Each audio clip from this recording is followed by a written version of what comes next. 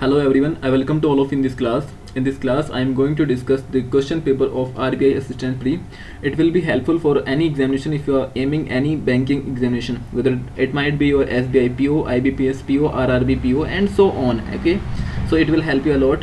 And basically, in this section, I am going to discuss English section also. The more emphasis I will be, here will be on English section. Okay, so there are 30 questions. Okay, as usually. So I will discuss each and every one, and I will let you know how you can rectify and how you can improve your English also. Okay, however I don't have also good English right now, but I can improve in future too. So out of 35 मेरे यहाँ पे 20 question सही हैं. Okay, and 7 यहाँ पे wrong है and 2 यहाँ पे मैंने स्किप किए थे. So and one more thing I want to tell you about the medium of this class. The medium of this class will be bilingual. Okay, so that you can easily understand what I am going to hear. Okay. So the first, अब यहाँ पे first question को अगर हम देखते हैं तो यहाँ पे क्वेश्चन जो दे रखे हैं, एक हमें कोहेरेंट मैनर में इसको लगाना होता है. एक बेसिकली यहाँ पे पैराग्राफ हमें क्वेश्चन अलग अलग दे रखे हैं और हमें इनको एक coherent, you can say coherent manner में लगाना होता है, जिससे कि हम इसके प्रॉपर ऑर्डर को सिक्वेंसली अरेंज कर पाएँ. तो आई थिंक आप इसको समझ गए होंगे. इसको कभी कभी हम PQRS के नाम से भी जानते हैं, पैराजम्बल के नाम से जानते हैं. ठीक है, अब इसको करने की ट्रिक क्या होती है?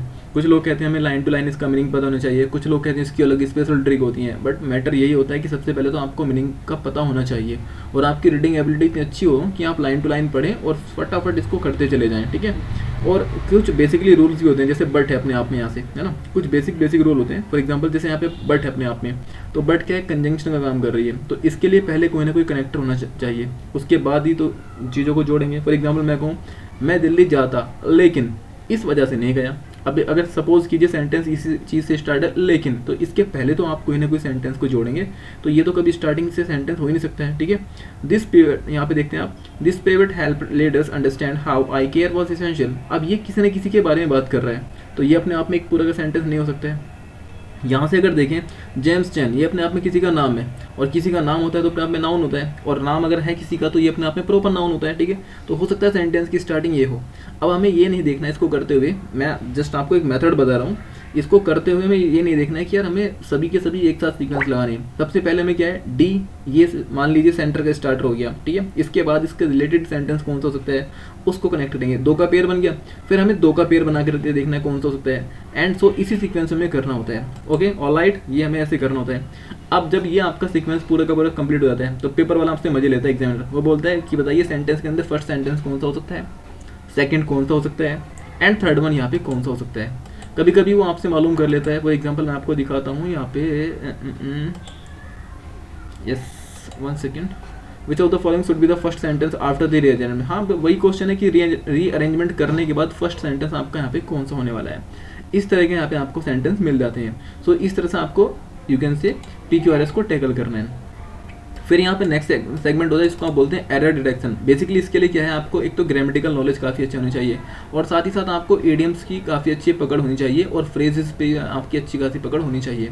कभी कभी क्या होता है, एक तो ग्रामेटिकल एरर आ जाती है, या फिर ग्रामेटिकल नहीं है तो कभी कभी इडियोमेटिक बेस्ड भी एरर इसमें मिल जाती है. ठीक है, जैसे यहाँ पे ही completed his project on time. ठीक है, यहाँ तक लिस्ट. अब ये बहुत ही छोटा सा एक रूल है, काफ़ी बच्चे इसको पढ़ते हैं. लिस्ट के साथ हमेशा लिस्ट अपने आप में नेगेटिव परफॉर्म को शो करता है, इसके बाद हमेशा ना शुड आता है. अब यहाँ पे क्या तरीका है, लिस्ट शुड, डेफिनेटली गलत हुआ सेंटेंस तो इसके सी पार्ट में एरर हो जाएगी. सो हम नेक्स्ट मूव करते हैं. यहाँ पे ऐसे यहाँ पे है मैक्स हैड कटेड. अच्छा, यहाँ पे बिल्कुल ये पढ़ने के बाद ही हमें जस्ट पता लग रखा है. ठीक है, इसमें क्या होता है कि कुछ वर्ब होती हैं जो सर्टेनली हमेशा प्रेजेंट में रख लो आप उनको, या पास्ट की, या फिर यू कैन से परफेक्ट की थर्ड फॉर्म में रखो, वो हमेशा एक जैसी होती हैं. जैसे ब्रॉडकास्ट, ब्रॉडकास्ट, ब्रॉडकास्ट. ठीक है, इसमें कभी ईडी नहीं लगाएंगे आप.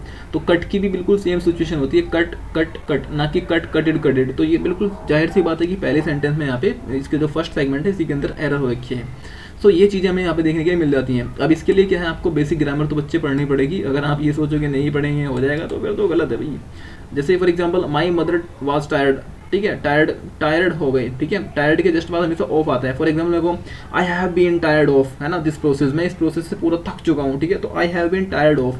अब ये क्या है आपकी, ये प्रीपोजिशन वाले चैप्टर से एरर होती है.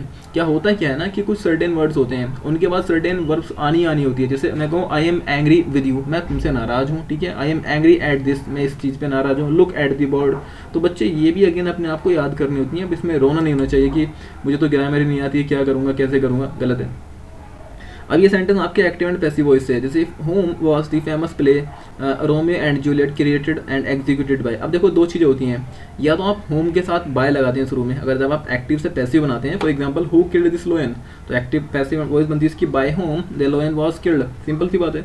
तो अगर आपको होम से बनाना है ना बच्चे, तो इसके पहले बाय प्रीपोजिशन को लगाएंगे, और अगर आपको शौक नहीं है यहाँ पे होम के साथ बाय लगाने का, तो बच्चे फिर यहाँ पे आप इसको सब्जेक्टिव बेस होम में रखेंगे और लास्ट में बाय लगा सकते हैं। तो अब देखो होम के साथ तो बाय आता है, तो यहाँ पे बाय शुरू होना चाहिए, तो इसके जो फर्स्ट सेगमेंट में यहीं पे एरर रखिए। अगर हाँ यहाँ पे हु होता तब बिल्कुल सेंटेंस सही था, कोई इशू नहीं था, ठीक है जी। नेक्स्ट सेंटेंस की तरफ मूव करते हैं। I was not feeling well, I bade him too. अच्छा, अब यहाँ पे अगर हम देखते हैं बेड, तो कुछ अपने आप में सर्टेन वर्ब्स होती हैं जिनको बोलते हैं कैजेटिव वर्ब, CAU ऐसी पॉजिटिव वर्ब। पॉजिटिव वर्ब क्या होती है, जैसे लेट है ना, हेल्प, मेक, बेड, ये कुछ वर्ब ऐसी होती हैं जो अपने साथ हमेशा बेर इन्फिनेटिव को लेकर के चलती हैं। बेर इन्फिनेटिव क्या होता है, एक होता है आपका 2 प्लस वर्ब की फर्स्ट फॉर्म, ये होता है आपका इन्फिनेटिव, और बेर इन्फिनेटिव का मतलब क्या होता है, अगर आप वहाँ से 2 हटा देंगे तो वो आपका बेर इन्फिनेटिव हो जाएगा। सो क्लियर है बच्चे यहाँ तक। तो इसके नेक्स्ट पार्ट में यहाँ पे एरर थी। अब देखें, आप देखते हैं, अब ये होता है आपका, अगर आप इसको देखें तो इसको बोलते हैं वर्ड रिप्लेसमेंट के नाम से, ठीक है। बेसिकली रीअरेंजमेंट करना होता है मैं सेंटेंस को। क्या होता है, क्या है, फॉर एग्जांपल इसके लिए भी आपको अगेन वर्ड मीनिंग की अच्छी पकड़ होनी चाहिए और आपकी रीडिंग एबिलिटी काफ़ी अच्छी होनी चाहिए, तभी आप इसको कर सकते हैं। अदरवाइज बहुत मिलेंगे आपको यूट्यूब पे पढ़ाते पढ़ाते बेवकूफ़ बनाते बनाते बनते रहो। सॉरी टू से नहीं कहना चाहिए, बट है जो रियलिटी है। Solar system production, okay, electricity factories, okay, whose supplying, okay, is periodically affected by the problems of the coal supply। अब जो मैंने यहाँ पे सीक्वेंस यहाँ पे फॉलो किया है, इसको देखें तो B को A से रिप्लेस कर सकते हैं, यानी कि यहाँ पे A है तो यहाँ पे आप B को रिप्लेस कर सकते हैं। एक बार करके देखते हैं। सोलर स्टेशन, सोलर स्टेशन क्या करते हैं, सप्लाई करते हैं किसकी, इलेक्ट्रिसिटी की, किसको करते हैं, फैक्ट्रीज को। बिल्कुल सही बन रहा है, तो B के बाद A आने वाला है, जस्ट बिल्कुल सही है। आगे देखते हैं यहाँ पे C और D में देख लेते हैं। C और D में क्या है, is benefit, okay, is benefit होता है, अफेक्टेड, बेनिफिट अफेक्टेड होता है नहीं, पीरियडिकली अफेक्टेड होता है कोई चीज़, है ना। तो ये बिल्कुल सही सीक्वेंस था। C और D में को हमें कोई छेड़ नहीं करनी है, तो अपना ये सीक्वेंस इसमें बन जाता है। अगेन अगर हम यहाँ पे देखते हैं the United states and Ukraine क्या करते हैं यहाँ पे, अगर आप इसको देखें तो D को और B को चेंज कर सकते हैं, D को और B को चेंज कर सकते हैं, ठीक है। और आगे क्या है, यहाँ पे C को और A के चेंज कर सकते हैं, तो C और A इंटरचेंज हो सकते हैं। The United states and Ukraine claims, दोनों का क्लेम है, क्या क्लेम है कि रसिया ऑफ प्लानिंग फॉर एन। अब यहाँ देखते हैं B आ गया ना, B को किससे चेंज कर सकते हैं, आप D से चेंज कर सकते हैं। एन एक्यूज, ठीक है, बिल्कुल सही है। एक्यूज का फर्स्ट वर्ड ए यहाँ पे वोवेल है, एन आ रखा है, बिल्कुल ठीक है। But Moscow continue to deny such क्या intentions and maintain that it has no invasion of attacking any country, okay, यहाँ तक ये क्लियर था। अगेन आपकी वर्ड मीनिंग पे काफ़ी अच्छी पकड़ होनी चाहिए। Van one is going through extreme emotion, जब कोई किसी एक्सट्रीम इमोशन से ज़्यादा रखा होता है, ठीक है। One is already high strength का मतलब क्या, बहुत ज़्यादा परेशान होना। And not given to thinking rationally, okay, logically and even coherently, बिल्कुल ठीक है, इसके अंदर कोई एरर नहीं है, ठीक है। हर एक वर्ड का अगर आपको मीनिंग पता तो आप इजीली यहाँ से इसको कंक्लूड कर सकते हैं कि कोई इशू नहीं है, इजीली हो जाएगा। नेक्स्ट हम अगर चलते हैं 14 की ओर मूव करते हैं। नोवाक जोविक फेल टू, अब ये किस चीज़ के लिए फेल हो गए हैं, ठीक है। अगर आप इसको देखें तो C और B को आप चेंज कर सकते हैं और A को D से चेंज कर सकते हैं। तो Novak Djokovic fail to revoked in the Australian Open 2022, ठीक है। एज ही वाज, अब ये क्या था, यहाँ से अगर देखें तो B को A से चेंज कर सकते हैं, एज ही वाज वैक्सीन, ठीक है, by the Australian government after the row. इस तरह से आप इसको करना होता है। So the main sequence is only you have to good grip over the vocab. अगर आपकी वकैब के ऊपर काफ़ी अच्छी यू कैन सी ग्रिप है, देन इजीली यू कैन कर सकते हैं, अदरवाइज तो फिर वही सब चीज़ें होती हैं। At the macro level the decision to go green, okay, is driven by regulatory and economic factors and these are mainly impacting primary and the secondary। बिल्कुल ठीक है, इसके अंदर मुझे लगता है कोई एरर नहीं है, हमें करने की ज़रूरत भी नहीं है। हाँ बिल्कुल वही है कि हमें इसमें कोई यू कैन से अरेंजमेंट करने की ज़रूरत नहीं है, ऑलरेडी चीज़ें काफ़ी अच्छे से अरेंज है। अगर आप इसको पढ़ें, इसका मीनिंग समझें तो आप इसको कर ले जाएंगे। अब नेक्स्ट यहाँ पे a home is the single larger investment in the lives of the most people of the world ever, ठीक है। अब यहाँ पे बात की गई कि लोगों की, काफ़ी लोगों की ज़िंदगी में अगर दुनिया भर में देखें तो घर जो है ना सबसे बड़ा इन्वेस्टमेंट होता है लोगों की लाइफ में। सभी का सपना होता है कि अच्छा सा घर बनाएंगे। तो बच्चे यहाँ पे अगर आप देखें ना द लगा हुआ है, और यहाँ पे क्या है कॉम्परेटिव डिग्री है। अब ये तो बहुत बड़ी गलती है, क्योंकि अगर दा कभी आ रखा है ना टीच दा, तो इसके साथ हमेशा सुपरलेटिव डिग्री आने वाली है। 3 तरह की डिग्री होती है, पॉजिटिव, कंपरेटिव एंड सुपरलेटिव। तो हमेशा सुपरलेटिव यहाँ पे डिग्री आने वाली है, ठीक है। So the single largest investment in the life of the most people is world ever, ठीक है। तो यहाँ पे ये गलती थी, अगेन आपने इसको फाइंड आउट कर लिया होगा। नेक्स्ट है media plays an important role at inform. नहीं, मीडिया किस काम में, मतलब मीडिया जो रोल प्ले करती है, किस चीज़ का इंपॉर्टेंट रोल प्ले करती है, लोगों को इन्फॉर्म करने में। तो ये आता है हमेशा फिक्स प्रीपोजिशन होती है इन इन्फॉर्मिंग, ठीक है। So the next is year LIC was born. LIC born हुई थी आफ्टर 25 प्राइवेट इंश्योरेंस प्लेयर जो थे वो क्या हो गए थे, वेंट बस्ट। वेंट बस्ट नहीं होता कुछ भी, वेंट बस्ट अपने आप में होता है। वेंट बस्ट का मतलब क्या होता है, जब कोई चीज़ें बहुत ज़्यादा खराब हो जाती हैं, ठीक है। फॉर एग्जाम्पल यहाँ पे एक्चुअल वर्ड होता है गो बस्ट, यानी कि टू स्पेंड और lose all of one's money. जब किसी मतलब एक तरह का दिवालिया हो जाना, डिफॉल्टर तो हो जाते हैं। सो सेम सिचुएशन है। अब यहाँ पे आप कहोगे भैया सॉल्यूशन में यहाँ पे लिखा है गो बस्ट, ठीक है, लेकिन यहाँ पे लिखा हुआ वेंट बस्ट, यहाँ पे लिखा हुआ वेंट बस्ट। वेंट बस्ट क्यों देखा है, क्योंकि यहाँ अगर आप देखें LIC वाज बोर्न, पास्ट की बात है, तो आगे भी पूरा सीक्वेंस पास्ट में होने वाला है। ये भी अपने आप में एक ग्रामर का रूल होता है, ठीक है जी। नेक्स्ट अगर हम मूव करते हैं यहाँ पे 19 की ओर। Next, India has to import of 70%, okay, यहाँ पे गलती है। India has to import, India को इम्पोर्ट करना पड़ता है कितना, 70% से ज़्यादा, ठीक है। ओवर आने वाला है, अब जहाँ भी ओवर मिल जाएगा ना, तो देखो 2 ऑप्शन तो वैसे ही लिमिट हो जाएंगे, इन नहीं आएगा, ऐड नहीं आएगा, ओवर आने वाला है। 70% ऑफ इट्स क्रूड एनुअली। देखो अब यहाँ पे सीक्वेंस बता रखा है कि कब, देखो India has to import of 70% of the crude oil, कब क्रूड ऑयल करता है, कब, एनुअली करता है, ठीक है।